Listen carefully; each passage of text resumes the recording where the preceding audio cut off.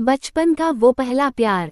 कहानी शुरू होती है साल 1985 से, जब छोटे छोटे मोहल्लों में बच्चे शाम को गलियों में खेलते थे और छतों पर कागजी पतंगे उड़ाया करते थे। ऐसा ही एक मोहल्ला था जहां एक छोटे से मकान की छत पर बैठा रफीक आसमान की ओर देख रहा था। उसके हाथ में एक पुरानी किताब थी, लेकिन उसकी आंखें कहीं और खोई हुई थीं। दूर से छत पर एक लड़की नजर आई, आलिशा, सफेद दुपट्टा उड़े हुए, अपने बालों में गुलाब का फूल लगाते हुए वो बार बार आईने में देख रही थी। रफीक की निगाहें उस पर ठहर गईं और फिर दिल में एक अजीब सी हलचल मच गई। बचपन से दोनों एक दूसरे के साथ खेलते आए थे, लेकिन आज जब उसने आलिशा को देखा तो दिल कुछ अलग ही धड़क रहा था। मोहब्बत की पहली झलक थी ये, लेकिन उसे समझ नहीं आ रहा था कि आखिर वो ऐसा क्यों महसूस कर रहा है। दिन बीतते गए और मोहल्ले की गलियों में वो दोनों अक्सर मिलते। रफीक हमेशा आलिशा को देखकर मुस्कुरा देता, पर कभी अपनी भावनाओं को जाहिर नहीं कर पाया। हर शाम जब वो मोहल्ले के नुक्कड़ से गुजरती, उसके दिल में एक अजीब सी बेचैनी होती। क्या ये प्यार है या फिर बस एक छोटी सी दोस्ती?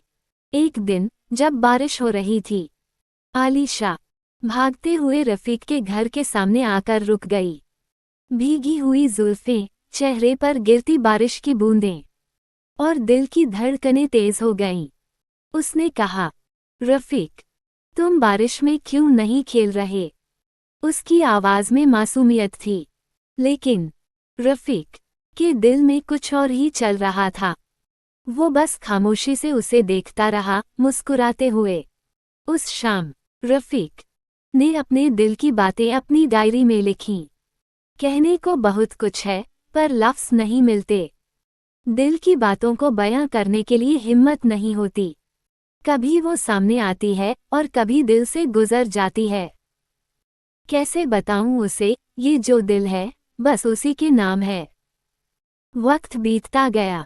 रफीक और आलिशा की दोस्ती गहरी होती गई, लेकिन उनके बीच की मोहब्बत कभी जाहिर नहीं हुई।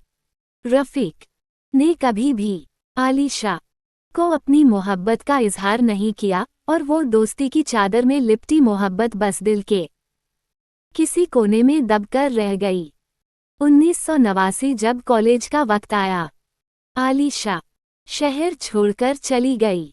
वो एक नई दुनिया में कदम रख चुकी थी और रफीक वो मोहब्बत के खामोश लम्हों के साथ रह गया। उसके दिल में आज भी वो बचपन की यादें ताज़ा थीं, लेकिन अब आलिशा उसकी जिंदगी से दूर जा चुकी थी। वो शहर बदल गया, लेकिन रफीक के दिल में वही मासूम सा प्यार बसा रहा।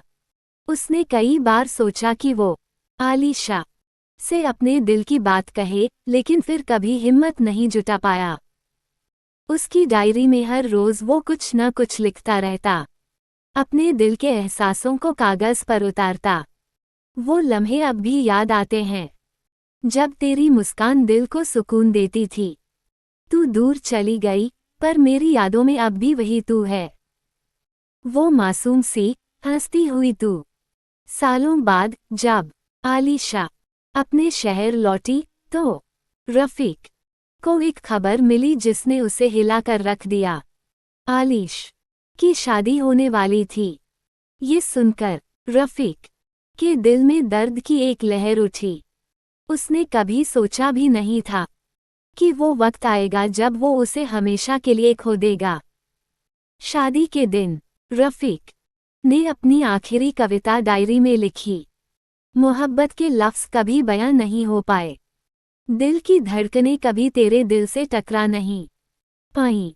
अब तेरी जिंदगी में कोई और होगा और मैं तेरे नाम के साए में हमेशा रह जाऊंगा। शादी के बाद आलिशा की जिंदगी बदल गई और रफीक अपने खामोश मोहब्बत के साथ जीता रहा। वो मोहब्बत जो बचपन से लेकर जवानी तक उसके दिल में बसी रही, वो कभी भी सामने नहीं आए। और शायद यही प्यार का सबसे बड़ा सच था, कुछ मोहब्बतें बयां नहीं होती, वो बस दिल के एक कोने में हमेशा के लिए दफन हो जाती हैं। अगर आपको ये कहानी पसंद आई हो तो हमारे YouTube चैनल कहानियन की दास्तां को सब्सक्राइब करना न भूलें, जहां आप ऐसी ही दिल छू लेने वाली और मोहब्बत भरी कहानियां सुन सकते हैं।